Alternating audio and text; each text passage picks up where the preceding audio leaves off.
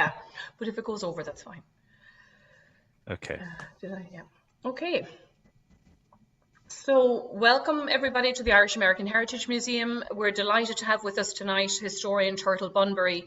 He's the author of a new book, The Irish Diaspora, Tales of Immigration, Exile and Imperialism, which shares the stories of Irish immigrants and their descendants. And of course, that's the entire gamut of Irish experience. Some immigrants were reluctant, we'll call them. So this book, through the compelling stories of these pioneers who left their homeland and in the process profoundly influenced their adoptive countries, Bunbury takes overlooked events and characters and weaves them into an entertaining and surprising history of the Irish abroad. Turtle is also the author of the best-selling Vanishing Ireland book series, which are absolutely beautiful, and which he did in conjunction with the photographer James Fennell. And he has interviewed over 200 elderly members of Irish society about their lives and times and the changes they've seen in the country. Those books have received awards and critical acclaim across the globe from the Irish diaspora. He also has a very fantastic website called turtlebunbury.com. And on there is the History Quarter, where there's different interviews and resources and things that you can check out. So you'll have a fantastic time exploring everything that Turtle has to offer. And I'm delighted to welcome you. My own family, my grandmother was interviewed by Turtle for his podcast, and I took part in an interview for a Christmas series. So we're getting to know each other quite well, Turtle. We surely are, Elizabeth. Thank you. So over to you, and thank you for being here. You're most welcome, and thank you very much for that lovely introduction. Interviewing your grandmother was one of the highlights of my 2021 for sure. An amazing, charming lady. Well, she just went horseback riding for the first time on Sunday, so it was on her bucket list. I mean, that lady, she is incredible. Okay, brilliant. 88. I hope I'm riding horses at 88. Wow, I'm actually briefly stumped. Okay, wow, amazing. Well, listen, thank you for that. And greetings, everybody, from County Carlow in Ireland, which is, I reckon, close to 5,000 kilometers away from you guys. We have about 40 minutes or so, is what I'm hoping to cover approximately 1 million different topics. So I'm going to cut straight to it. We are, of course, homing in on the Irish diaspora. And if you're thinking, oh, well, that's me, I'm Irish, welcome on board, because that's a term that could feasibly apply to apparently about 80 million people today. 80 million people, about 1% of the planet, can claim to be a little bit Irish, but I'm sure some of you are first generation and some of you are a few generations removed. In this talk, I'm going to be focusing on some of those who headed west from Ireland across the Atlantic to make their mark in the Americas primarily. That's what I'm focusing on. Of course, the Irish diaspora went far and wide. I'm going to be giving a talk next week about John Field, who made his mark in Moscow as a great composer, for instance. So the Irish are everywhere, but we're going to home in on America, and I'm trying to keep the focus on New York and upstate if I can. So bear with me as we kick on with the slideshow here. All right. So we are a sailing people, really. We live on an island surrounded by the sea. And until the Wright brothers hit the Eureka button and taught us how to fly, the only way off this island was by boat. I guess you could swim. I did actually look up the history of swimming to see when people started swimming, and they've been swimming since the Greeks and the Romans, but I don't know if anybody was swimming away from Ireland back in the day. So really, a boat is the way you're going to get off the island. How far back can we go with, the idea of people leaving Ireland to get to, say, the Americas? Well, it's anybody's guess. You might know about the Brendan voyage in the book. I go back to St. Brendan, the wonderful Brendan the Navigator, as he's also known, who spent in his, according to the stories written about him, he spent 7 years on the Atlantic visiting strange and faraway lands. And it's worth a read. It's a great read. And you might think it's all make-believe, but then, when you delve into it a bit more, some of it actually starts to make sense as being totally plausible. Like there's stuff about, mountains that are smoking that turn out to be the volcanoes he probably visited, or these great rocks of floating silver, which would be the icebergs. And he certainly, the whoever wrote the stories of St. Brendan would appear to have been aware of the landscape around Iceland. Did they get further? Did they get over to America? Who knows? What we do know is that the late lamented Tim Severin, who I think died in last year, or maybe it was the year before, in 1976, he handcrafted a replica of St. Brendan's currach. You can see it there in his hands, made it with ash and oak, and using traditional tools, incidentally. And he took it 4,500 miles from Ireland to Newfoundland, just to show that it could be done, that you could, make a journey like that. If we fast forward 1,000 years from St. Brendan to 1477, and you get to this man, Christy Columbus, who popped into Galway when he was on his route, on his way to the Faroe Islands rather, off the coast of Scotland, and onwards up to Iceland. Actually, he was heading up to those parts. Anyway, he pulls into Galway, and he apparently attended mass in Galway. And he had a copy of a work called Imago Mundi. And in the margins of Columbus's copy of Imago Mundi, he wrote, "Men of Cathay have come from the west. Of this we have seen many signs. And especially in Galway in Ireland, a man and a woman of extraordinary appearance have come to land on 2 tree trunks." So, the logboats that they had probably, might have looked something like this, maybe shorter if there was only 2 people. And the most likely explanation is that they were Inuit who were swept eastwards by the North Atlantic and headed into Galway.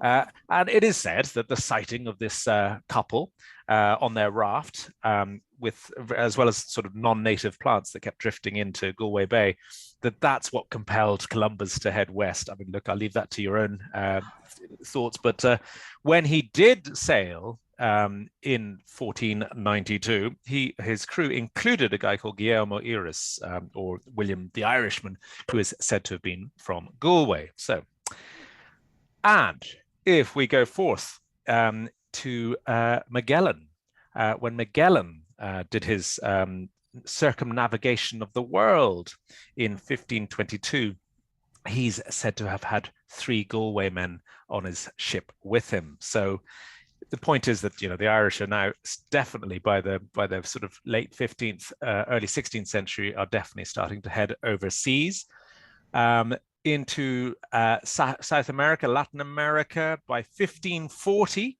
you got the Spanish conquistador Don Pedro de Mendoza. He's heading up the Rio de la Plata into, what's now present-day Argentina.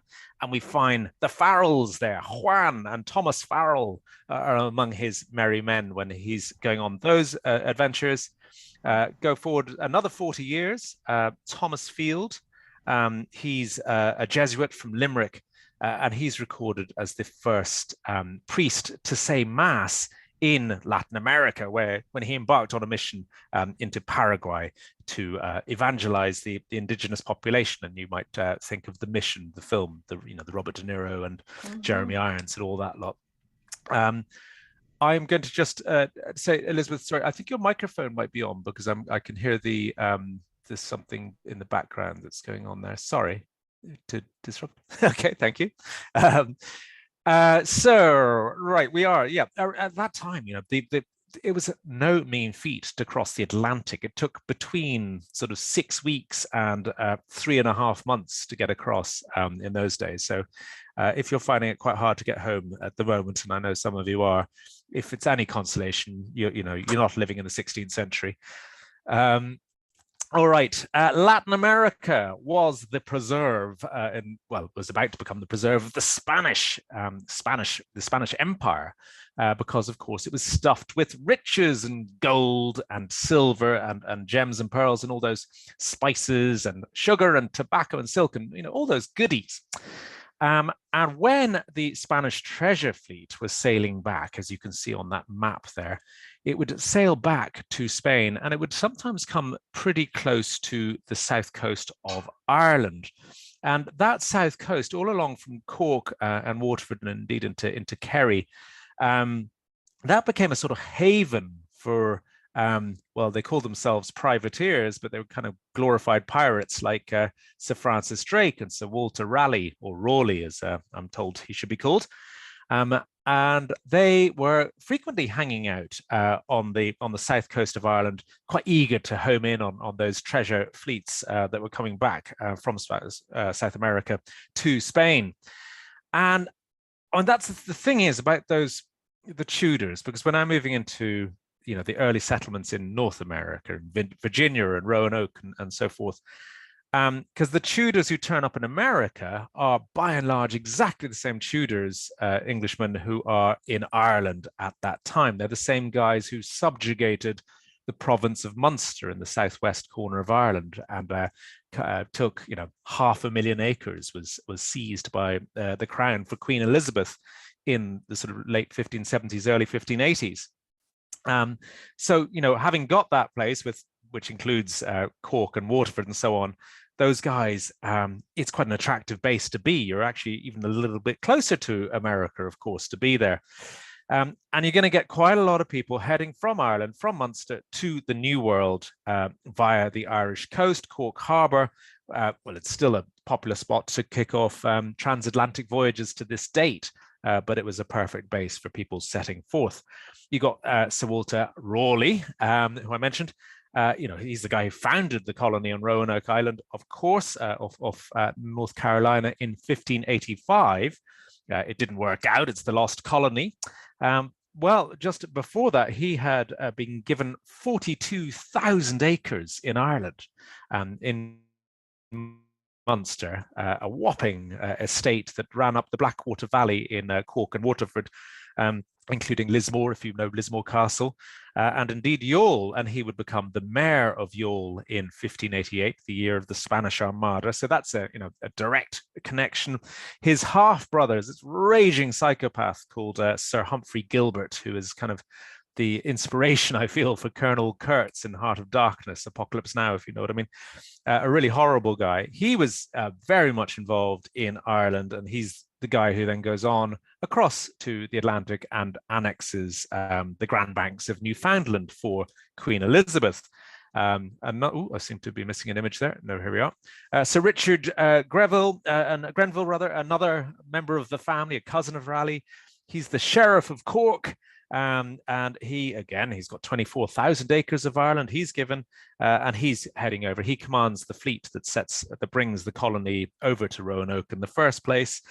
And look, there are many other of those Tudor Englishmen, and I know this talk is about the Irish diaspora. So these guys, don't tick that box. They had holiday homes in Ireland, if you like, but they. I think the idea that these Tudors were swanning backwards and forth across the Atlantic is something, really interesting. And without doubt, they had Irishmen in their crews, for sure.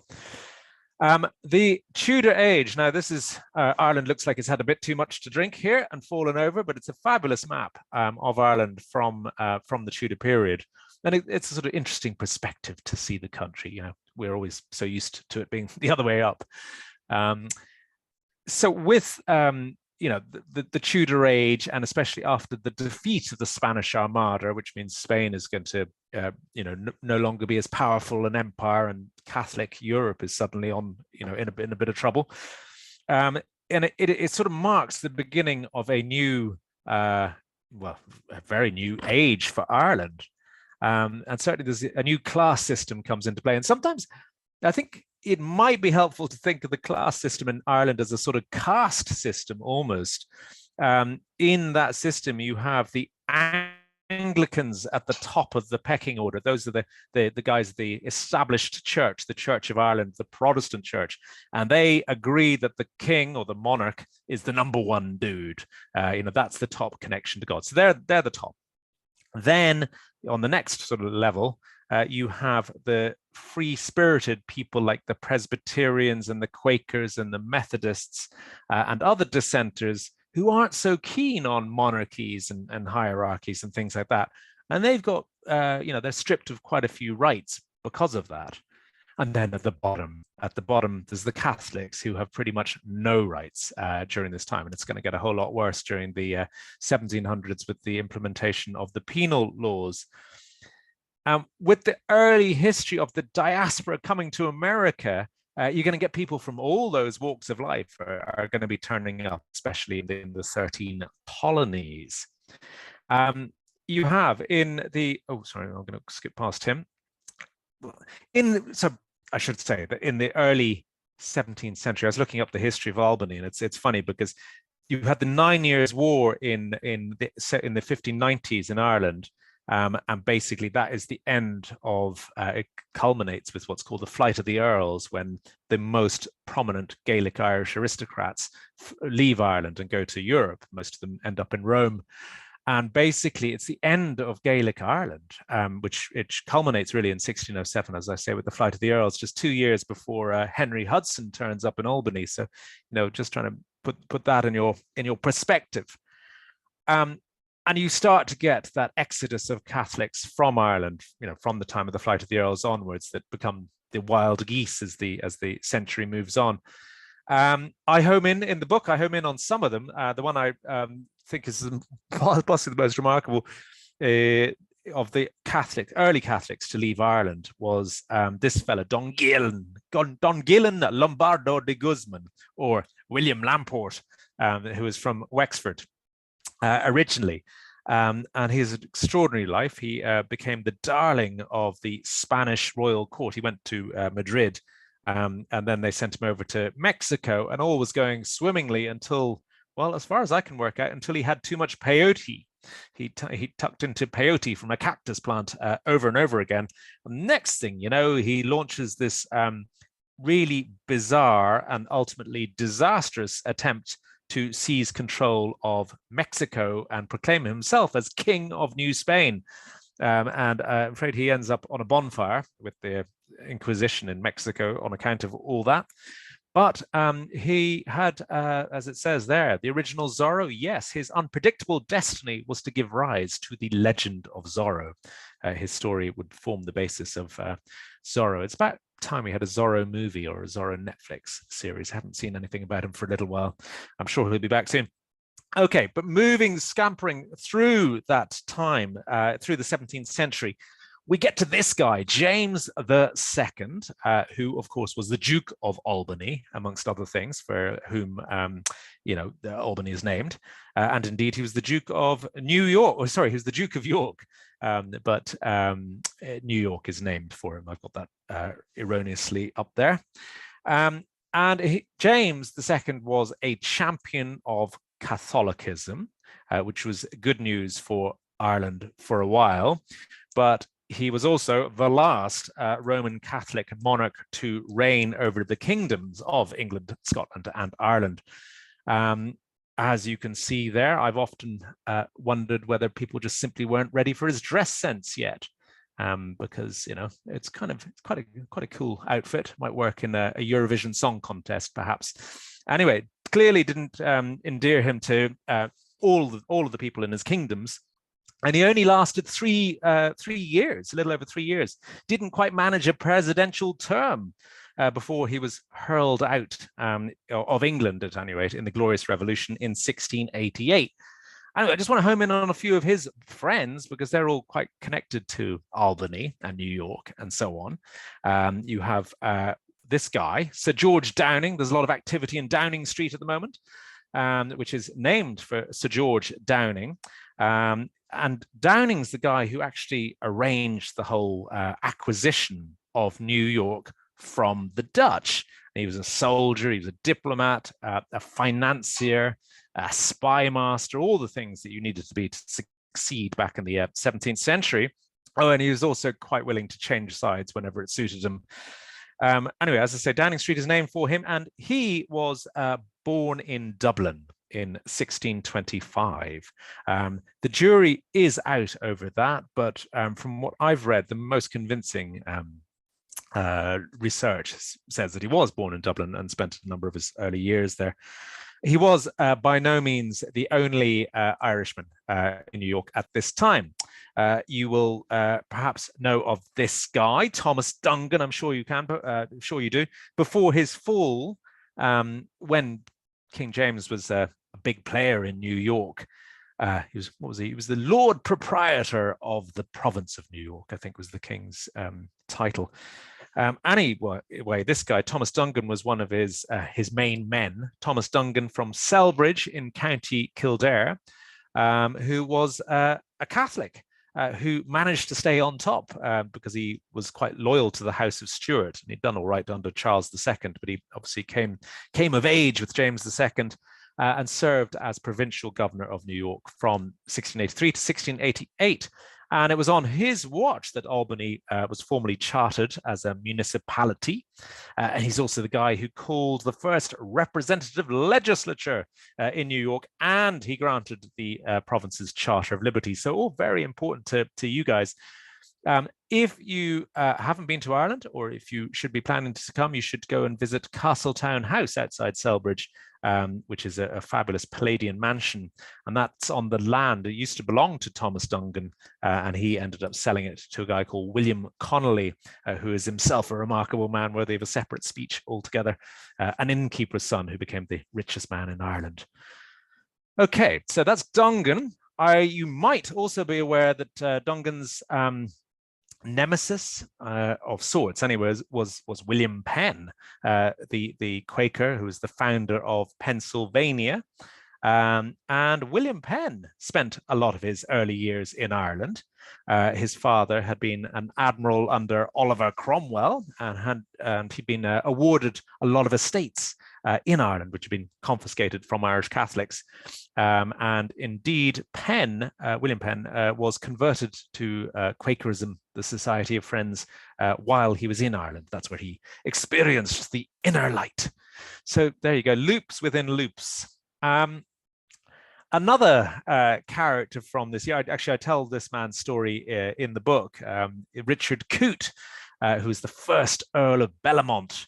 And he, as it says there, was the governor of those English sort of overseas possessions colonies, New York, Massachusetts Bay, and New Hampshire, from 1695 until his death in 1700. And Coote grew up between Meath and Westmeath. He had a place near Navan in County Meath, and then he had a place near Tyrrellstown in County Westmeath. And he also owned extensive lands in County Sligo and in County Leitrim, major landowner, a very influential player in the time of William III, William of Orange, who'd become king. He was also, I wrote about him because he was the financial sponsor of William Kidd, Captain Kidd, the privateer who became a notorious pirate. And the sort of, well, it was, I don't think, you couldn't call it a love-hate relationship between Bellamont and Kidd, because they never loved each other, but there was a sort of tolerate, hate. And eventually Bellamont totally betrayed Kidd, who ended up going to the gallows. Alongside Darby Mullins, actually, from Derry, who was Captain Kidd's sidekick on the ships. It's an extraordinary story. Read it somewhere if you read it in my book or wherever. From an Albany perspective, Bellamont was much involved in the sort of politics in the 1690s. There was a controversy over the grant of an Iroquois lands in 1696 to a guy called Godfridius Delius. I might be saying that name wrong. It's a great name, Godfridius Delius. And he was the pastor of the Dutch Reformed Church in Albany. So he's dealing with that. And in fact, one of Bellamont's very last acts as governor was a conference in Albany with the Iroquois. He obviously didn't think much of it. He described it as the greatest fatigue I ever underwent. And he returned to New York City, and very soon after that conference in Albany, he died of a severe case of gout in Bowling Green in Manhattan. So there we go. Right. So we've got the sort of posh Irish and Protestant Irish and some Catholics that have been going out, and Quakers indeed, making their mark in New York. Let us now look at the Presbyterians, who I mentioned earlier on tier 2 of that caste system I was talking about. Apparently about 3 million Irish Americans claim to be Scots-Irish. I'm told that the number should be way higher, and I can believe that it should be way higher. You can see on the map there where they kind of came from in Scotland and where they went to.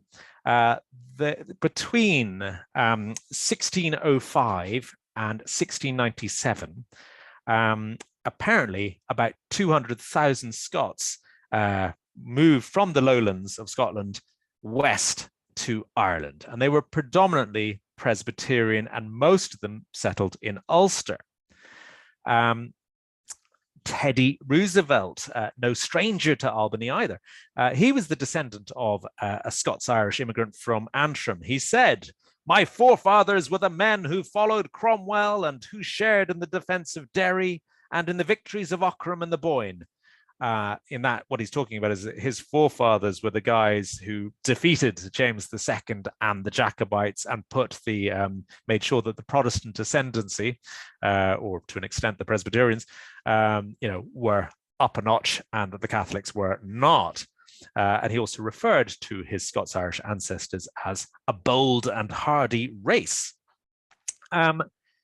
So that's, the ascendancy are in charge of Ireland. The Protestant ascendancy are in charge of Ireland by the 1690s. And then those penal laws I mentioned earlier come in. I'm not going to go into detail about them, but these are laws that are making sure that Presbyterians and Methodists and Quakers, and especially Catholics, are kept down. And that doesn't really suit the Scots-Irish guys who've only been in Ireland for a generation, maybe 2 generations. And over the course of the 18th century, over the 1700s, if you prefer, about 200,000 Scots-Irish leave Ireland for North America. So you've had 200,000 have arrived and 200,000 left. I mean, look, these are very broad stroke figures, but it's pretty, interesting that you can sort of use the same statistical duplicate. And they sail for the 13 colonies. It's getting a little bit quicker to get there now. The journey time is down to less than 4 weeks, I think, that's by the time the longitude is invented. And then you've got Ben Franklin will figure out how to make the Gulf Stream, how to use the Gulf Stream rather to make you go faster. The reason the Scots-Irish guys are going to like the 13 colonies is because they can practice their religion with greater freedom. And so they start pushing on. They push down to the Appalachian frontiers, to Virginia and Kentucky and Tennessee and Georgia, the Carolinas, putting manners on the wilderness and, fighting the indigenous people of America. The distaste for hierarchies and monarchs so the Protestant elite are still running the 13 colonies, and it's a very definitive colonial and ecclesiastical hierarchy in the 13 colonies, and in each instance it's headed up by the British king. And that doesn't really suit the Scots-Irish guys. So not surprisingly, this is the Declaration of Independence, and 11 of those signatures on it are Irish or Scots-Irish, as in they were either born in Ireland, some of them, or they were children of Irish immigrants. And as I say, there are people who had severely disliked the monarchy and had a zest for independence. The picture accompanying the declaration there is the pictures of the man is John Dunlap, who printed the Declaration of Independence, and he was born in Strabane in County Tyrone. And he loved having emigrated so much that he called up his buddy James Wilson in Strabane, County Tyrone, and told him to come over. James Wilson Printer did come over, and James Wilson's grandson was this guy, Woodrow Wilson. In fact, 22 presidents of the United States of America have Irish ancestry. And of those, 16 of them is because their ancestors are Scots-Irish. To whiz you through some of those, if you can bear with me. The top left, you've got James Buchanan, the 15th president.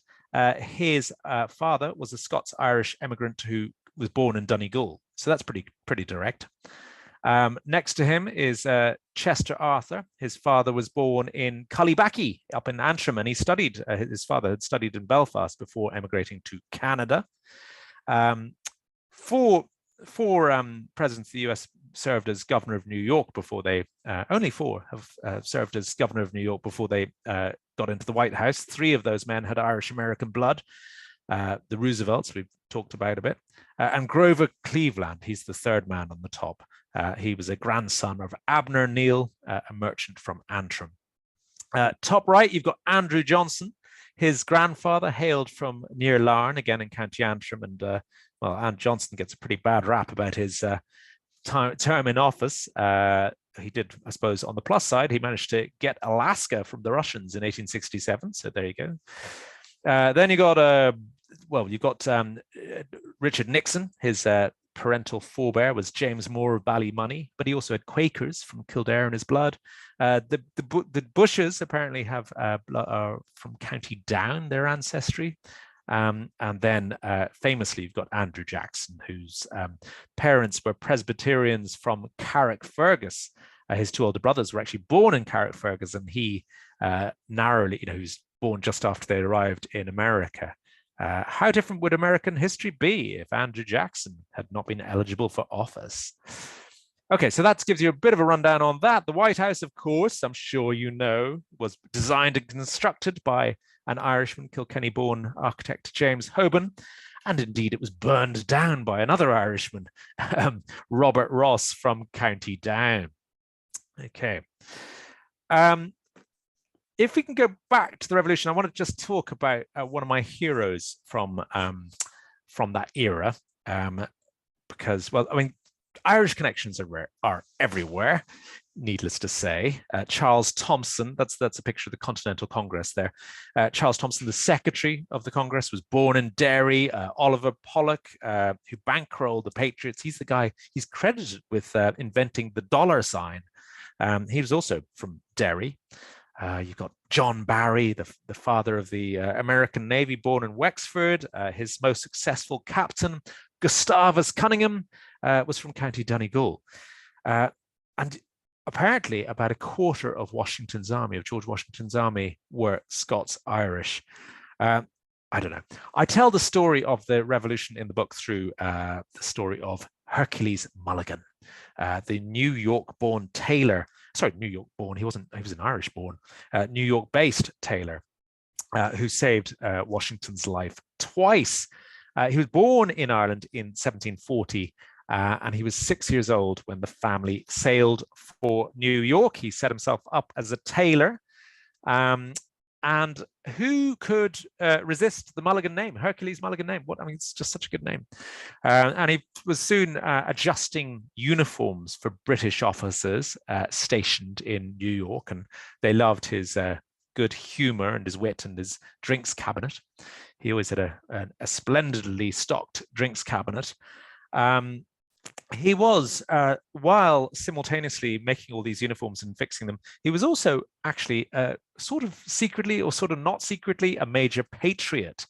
He was in the Sons of Liberty, and he was committed to, ending or certainly significantly reducing the British Crown's rule of the 13 colonies. He was great friends with Alexander Hamilton, the future founding father, another man very familiar with Albany, of course, the Schuyler sisters and so on. And Mulligan is immortalized in the hip-hop smash, Hamilton. Hercules Mulligan, a tailor spying on the British government. I take their measurements, information, and then I smuggle it to my brother's revolutionary covenant. I'm running with the Sons of Liberty and I'm loving it. See, that's what happens when you up against the ruffians. We're in the shit now. Somebody's got to shovel it. Hercules Mulligan, I need no introduction. When you knock me down, I get that beep back up again. From Hamilton. So he's brilliant. He's got a great cameo in that, which has reignited interest in Hercules Mulligan. Yeah, I'm not queuing up to become a rapper, but I love the show. Hercules Mulligan, he served on every single committee that the Patriots founded. And when you look at the reports on those meetings, he's the one guy who turns up at every single meeting. When they topple the statue of King George III, he's there. So he's really pretty obviously for the Patriots. And yet, weirdly, the British keep buying their uniforms from him, including the mayor of New York, who's a loyalist. He pops in to be measured by Hercules. Hercules goes to the drinks cabinet, pours him a very stiff drink, and then another one. And then slowly but surely, the mayor starts spilling the beans, and he tells him about this plan to kill George Washington. Hercules is able to get that information out to Washington's team. He's aided and abetted by the brilliant Cato, who is his slave, and an African-American enslaved guy who is very innocent looking, and he's able to deliver these coded messages. Like, for example, 1777, the British come into Mulligan and say, we would like to place a large order for light uniforms. And he goes, well, light uniforms? Why do they want light uniforms? Where's hot right now? And he looks it up and he sort of works it out that the Redcoats are planning to advance on the Patriot stronghold of Philadelphia. And so he alerts Washington's team, and he's dead right. He doesn't entirely get away with it. He's actually put in prison as a suspect on occasion, but he is released nonetheless, and he goes back to tailoring and back to working as an undercover spy. The downside, of course, of being a double agent is that nobody else knows that you're, they just think you're a terrible traitor.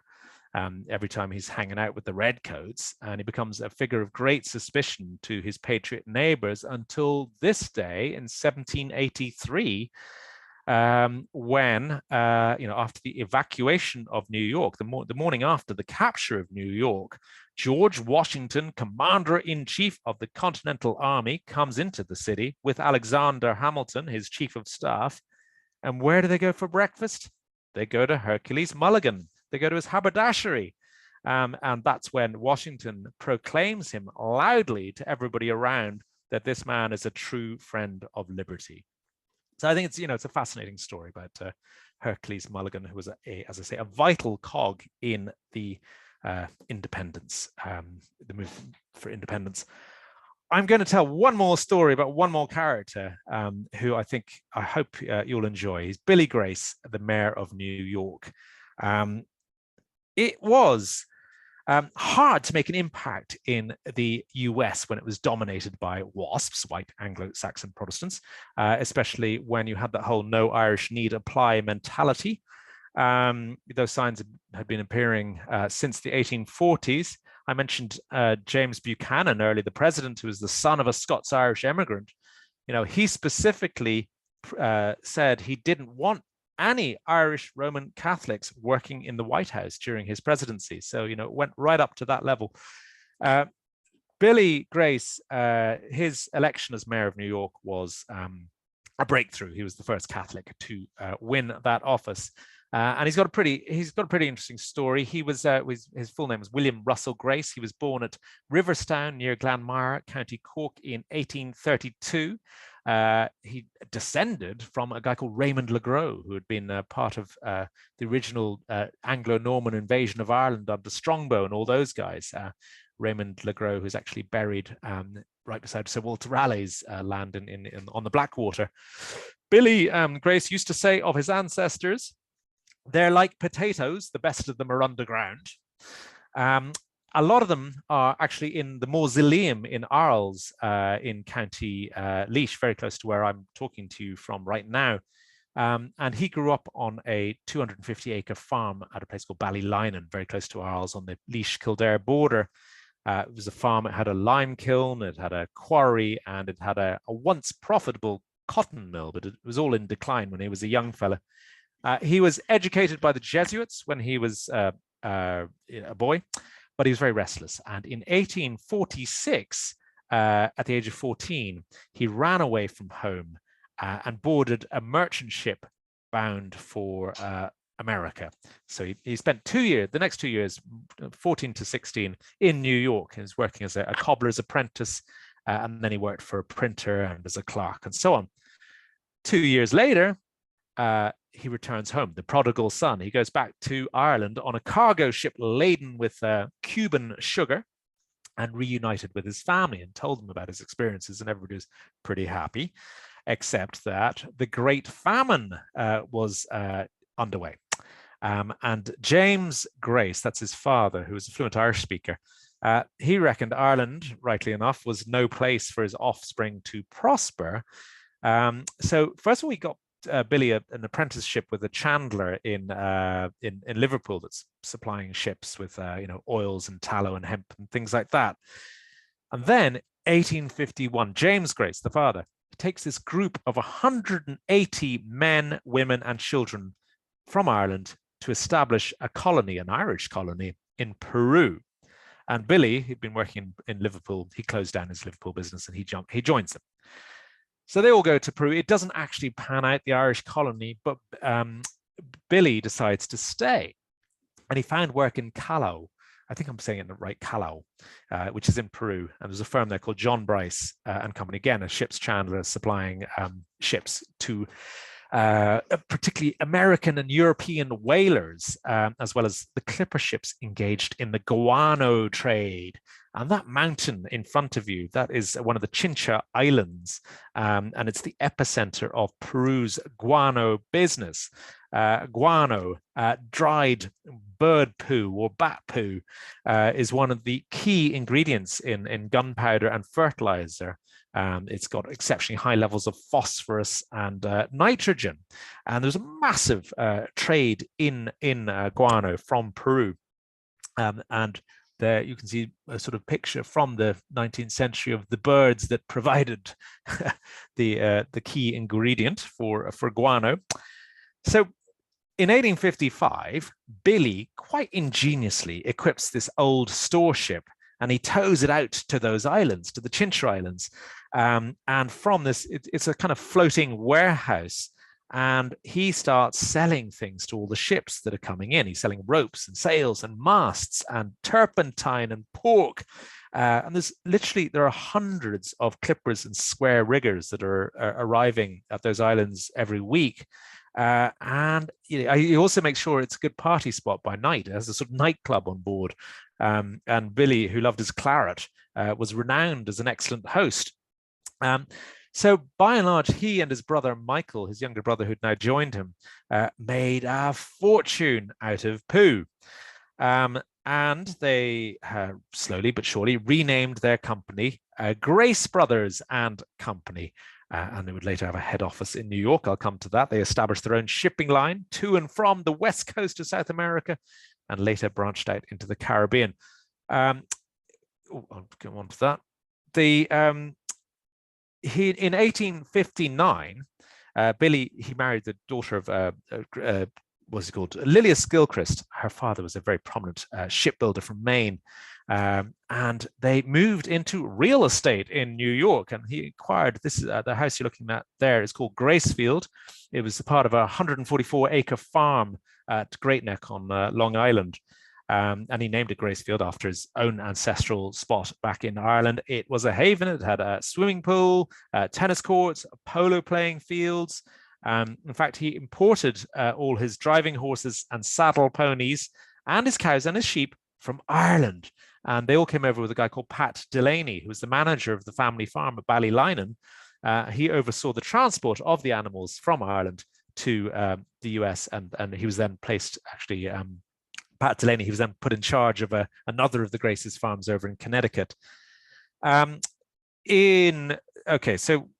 he was making a fortune, but he was also a very charitable guy, and Ireland was always, high up on his mind. He actually went back to Ireland in the 1860s, visited his homeland, and urged the people from around. He gave talks in Laois and Kilkenny and Carlow and urged people to emigrate. He said, listen, go to South America, you'll get a job, you'll be able to make a good start in life. And a lot of people took him up on that.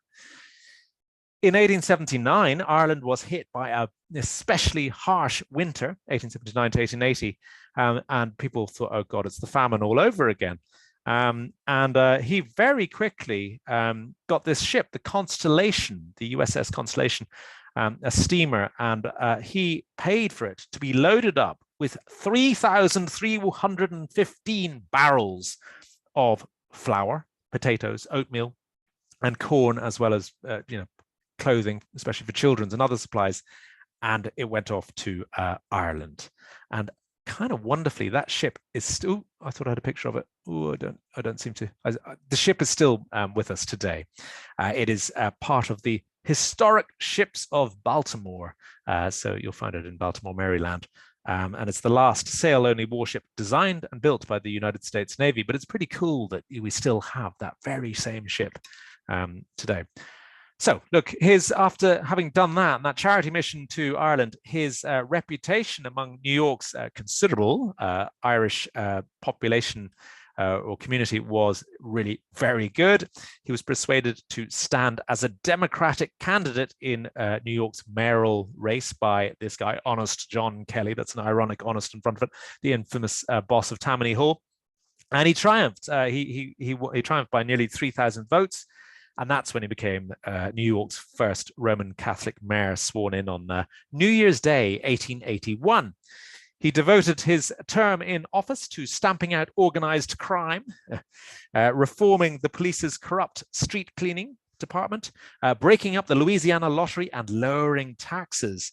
Those weren't all the sort of things that Honest John Kelly was best pleased about. And Kelly had actually tried to get Billy Grace to take one of his men as a deputy, but that wasn't going to happen. "No one can dictate to me, Mr. Kelly," said Billy Grace shortly before Honest John stormed out of City Hall. We've got about 5 minutes left, in case you're wondering how much longer we're going to be with this one. Billy did not stand for re-election, but he didn't stand for re-election immediately, but he did befriend this young man. And you might be wondering, who is this young man? Well, believe it or not, you know him quite well, because it is Theodore Roosevelt. And in 1884, with Roosevelt's support, Billy stood as an independent for a second mayoral term. Tammany Hall tried to take him down, and they failed miserably. In fact, he won by 10,000 votes. Anyway, him and Roosevelt would remain very friendly for the coming years. The highlight of Billy's second term as mayor of New York was his acceptance of the Statue of Liberty from France on behalf of the American people. So that was a massive moment. He also led New York's successful campaign to hold Grant's tomb, the final resting place of Ulysses Grant after the president's death in 1885. So he's got all that going on, but he still has all his business down in South America. And Peru was never far from his mind. After there was a very disastrous war against Chile in 1879, and Peru now owed 250 million to English bondholders. The Graces team up with a charming red-haired Irish aristocrat named John Healy Hutchinson. He's the 5th Earl of Dunamore. And actually that's his son, the picture there, who would go on to marry Michael Grace's daughter. So these families would become very much entwined.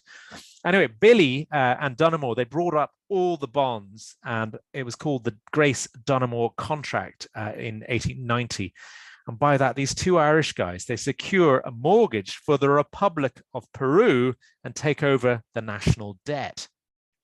In return, supported by Baring Brothers, who are the London bankers, the Graces became creditors of, well, they had huge guano enterprises and nitrate and sugar enterprises in Peru. They also, they just got endless concessions. They got these silver mines, very lucrative silver mines. They got 5 million acres of land, which had very valuable oil and mineral deposits, as you can imagine. They got the lease of 2 railways for 66 years. That, in fact, the railroads of Peru and Costa Rica were primarily built with timber supplied by the Graces. So they're actually even making money out of that as well. Oh, and a major road, the construction of which was to be heavily subsidized. They had that. Look, it was, it was obviously, he became known as the Pirate of Peru, and you can sort of see why. And there was plenty of opposition, especially amongst nationalists in Peru. To get it over the line, Billy Grace met with the US President, Grover Cleveland. We met him earlier, and Billy Grace had donated to both Cleveland's successful White House campaigns. And they reworked some of the finer terms. Perhaps more importantly, the brothers, with working with Michael Grace, also handed out at least 19 gold watches to borderline opponents, something that Joe Biden might be thinking about doing at this moment in time. Anyway, so it worked. By 1895, William R. Grace and Company had offices in every country in Latin America. Speeding through very quickly, he also helped fund the Daniel O'Connell Monument on O'Connell Street in Dublin. In 1897, Billy and Michael and Billy's wife Lilias co-founded the Grace Institute in New York, which was to train women, primarily immigrants, many of them Irish, in dressmaking, stenography, typewriting, bookkeeping, and domestic science. Billy was debilitated by a stroke in 1898, and he died in 1904, leaving $10 million to his wife, 2 sons, and 9 daughters. The New York Daily News gave him a pretty fitting epitaph. Romantic life story of an Irish lad who ran away from home to be a Robinson Crusoe, who twice became mayor of New York and died a multimillionaire. So that's kind of the story of him. The very last thing is just to say that having done that, I think his biggest victory, Billy Grace's biggest victory, was to break through that anti-Catholic bigotry and become the mayor of New York. That was a massive moment. 4 years later, Hugh O'Brien, another Irish immigrant, was elected Boston's first Catholic mayor. That in turn leads to Al Smith, who's the grandson of immigrants from Westmeath. This is him pictured here when the Empire State Building was opened. In 1928, Al Smith became the first Irish Catholic to run for president. He lost to Herbert Hoover, but he went on to oversee the building of the Empire State Building, and to boost morale in New York. Maybe that's something that, again, Joe Biden is sort of doing, isn't he? On Smith's request, construction of the project commenced on St. Patrick's Day, 1930.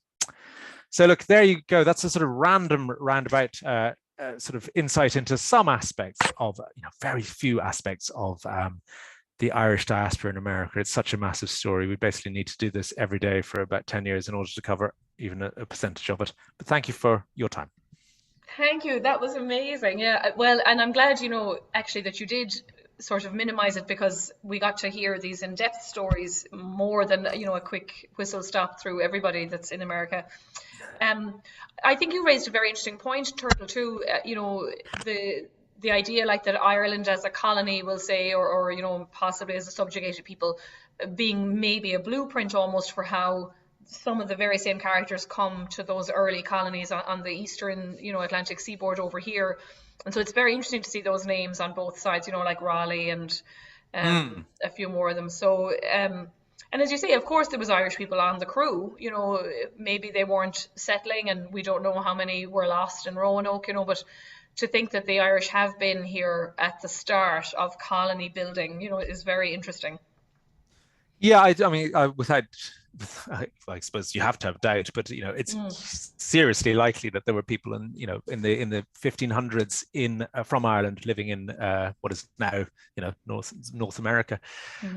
Yeah, I think it is, and also you have that whole notion, especially when people in Ireland, with the victory of the Protestant ascendancy, pushing people into the Badlands of Connacht.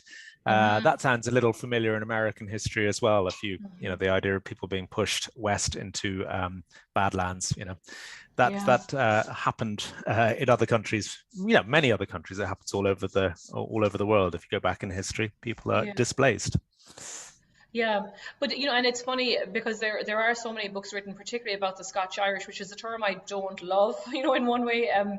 I suppose it's not one we really use at home, but they were quite a distinct people here in America, and I suppose that's an interesting point, actually, that they're, I think sometimes, Irish historians or Irish amateur historians too, think of that the Catholics were the only ones that were kind of mistreated by the penal laws, but there was that other layer, as you say, or that kind of second caste of other dissenters who were not quite, because they were not Anglican, they were also not really accepted as much either in Ireland. And so, but it's interesting that they retain this kind of independence when they come here. And so that Appalachia kind of strain, and I believe even the word redneck, it's used a little bit more derogatory now, but it implied maybe that they were being sunburnt when they worked, or allegedly some of them wore a scarf to kind of indicate their politics as they were frontiersmen, sort of. So that's a very interesting separate identity here in America, which I think probably I had underestimated for a long time, that they do see themselves as a different people here. Yeah, they do, and and that is why when you had the United Irishmen in the 1790s, and bearing in mind that Wolfe Tone had been in Philadelphia, in the 1790s as well, you do have this sort of emergence of disaffected Presbyterians and indeed Methodists teaming up with Catholics to try and create a more even society for all. That was their ambition, the most noble of all the revolutions, I believe. Yeah, they almost kind of cooperate better at home than they do here. This, as I say, that Scotch-Irish kind of keeping themselves a little bit separate, and then maybe because it does here, they're able to buy into the WASP identity in a way that Catholics are not, and so the fact that they're not the right kind of Protestant doesn't matter as much here as it did at home in Ireland, for a while. Yeah. I mean, you could. I mean, I was thinking about James Hoban, who who built the White House, who was he was Catholic, and he actually did okay and managed to prosper and be quite wealthy in Washington, and founded a church and all sorts of things. So yeah, it's like there's almost a dip, actually, I think, because some of those earlier, like I think McNevin was probably Protestant, and I know Thomas Addis Emmet is over here. But so there are some Catholics at the start, Brady and a few more of them, and even Dungan, back as our own Lieutenant Governor here. Catholics are okay in America for a while, and then there seems to be this kind of dip, in the 1800s, and the rise of nativism and stuff. We just had, I don't know where I was. I'm writing a review of a book about Dagger John, Archbishop John Hughes, and they talk about those riots and stuff, like in Philadelphia, in the 1840s, where they burn Catholic churches, and it is kind of in possibly response to this huge influx of Irish Catholic famine era, immigrants, and I guess you could almost call them refugees. So, I think while the numbers were down, it wasn't as bad, and then all of a sudden when there's this flood, it kind of kicks off a little bit of resistance to immigration from Catholic Irish, which they may not have kind of noticed before. I think that was an interesting point. Yeah, I think that's for sure, and that's why it does sort of come along. And I haven't touched on the immigration that followed the famine, the Great Hunger at all in this talk. So we can have you back later on to do that. Because I saw, I love that you've done Margaret Hawkery, however you say her name, in New Orleans. She's a fascinating character, and even Lola Montez, and there's some amazing. There was Nellie Cashman I wanted to talk about as well, but her date, actually, something we just posted about her the other day. I can't remember if it was the anniversary of her death or the anniversary of her birth, but she's a fascinating woman too. That kind of, my God, out in Alaska and Yukon and all these places, I read some quote of hers that basically, like, how would she look, walking around in skirts? So she wore trousers, a lot when she was on the mines.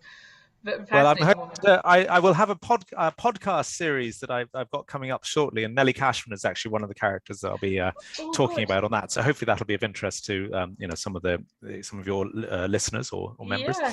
Will you post that on your website? I will do my best to remind you all. Yeah, exactly. We'll just keep an eye. We follow you on social media anyway, so if I see anything, I'll share it. But look, thank you very much. That was amazing. I'm delighted you were able to focus on the politics, for ourselves here in Albany and New York. But definitely we'll have you back, because there are more stories to tell, and of course that's the work of our museum here too. So thank you so much, and I'm sure, as I say, we'll be in touch. Tell me. I was just going to say, if anybody, has wants further information or disagrees with anything I've said, or wants further clarification, they can contact me through my website, turtlebunbury.com, and I will do my best to defend myself or answer. Well, actually, that's what I wanted to ask you, Turtle. The book is so huge, because it isn't just the American diaspora that you're looking at, or the Irish diaspora in America. It's, how long did it take to compose this and compile this book? Well, I have been working on it for about 15 years, to be honest, but I've been doing lots of other things along the way. But then lockdown came along, and it was kind of perfect to try and sort of gather all these people into one. And again, even with this big book, it could be, one of 20. I mean, how many amazing people have left this island and done fascinating things. So. Yeah. And like what I love about some of the characters you've chosen in the book too, I mean, we all know the huge ones like, the Kennedys or these kind of larger than life sort of families, but even some of the famous ones that you're looking at are not actually that famous, unless you're super into history. And of course then, there's the untold millions who just died and led very normal or ordinary, kind of lives. But I like that you're, even somebody like Grace, I actually had written about him a little bit in my dissertation when I was doing my PhD, but he's kind of forgotten about, he's not, and we did just post about Hugh O'Brien the other day because that was the anniversary, one of his anniversaries. So, these first Catholic mayors or whatever they are, like Al Smith is very famous, but maybe Grace not so much. So it's good that you're immortalizing these people for another new generation that may not have heard of them before. As somebody even like Nellie Cashman, they're very niche stories, but it's great to preserve them. Well, and of course, I love what you're doing for the ordinary people. This, the Vanishing Ireland series, I think that's amazing. To have included somebody like my grandmother, and I think I said. We say it all the time, and I can't tell you how many of our members are amateur historians, and we have a genealogist that comes in. It's so important to record those stories and to have the conversation, like, what do you remember, and how was it like when you were young? Our neighbor died years ago, kind of suddenly, very elderly man, but we had said, I don't know how many times, like, we must record him, make his amazing stories, blah, blah, blah. And we never did. And some of the stories, unfortunately, go with them, so what you're doing, I think, is brilliant because there is probably no such thing as a small story or a normal story, so. You're dead right. That's it. Well, I mean, we have a new thing called Life Story, which I talk about on my website, which is part of that. But the Vanishing Ireland podcast is the other thing. So if anybody ask your Alexa or something, Vanishing Ireland podcast, and it should start babbling away. Good. And Turtle, were you at one point looking to talk to Irish Americans about their stories? Or is that too big a? No. I think that is it. That's definitely of interest. We are hoping to kick off a second series of the Vanishing Ireland podcast. So I just want to sort of fine tune what that's about. Yeah. I think the story of people who've moved from Ireland to America is really interesting as well. Every bit is interesting. So yes, watch this space, and we shall revert. Good. Well, look, thank you very much. I think this was fabulous. We did pre-record this, as our audience know, because of the time difference. So if there are questions, now that we're putting it on Facebook, you'll be able to ask questions in the chat. And I can certainly pass things on to Turtle, but there's his website if you have any interest in contacting Turtle directly. And we will have copies of the book in the museum store here that we can sell, or you can probably buy it online too. But support your local bookshop is what I would say. Here. So right. Thank you very much. This was fantastic, and best wishes. And if we can do anything, for you, Turtle, in the future, let us know. And we'll definitely have you back to give a second talk on maybe some of the Irish American women. Okay, well, listen, thank you, Elizabeth. Thank you it's a real pleasure. And I really appreciate you inviting me on to talk with you guys. And one of these days, we'll do it in person. I hope so. Yeah. All right. Okay. Thank you. Take care. Bye-bye. Good night, everybody. Bye-bye.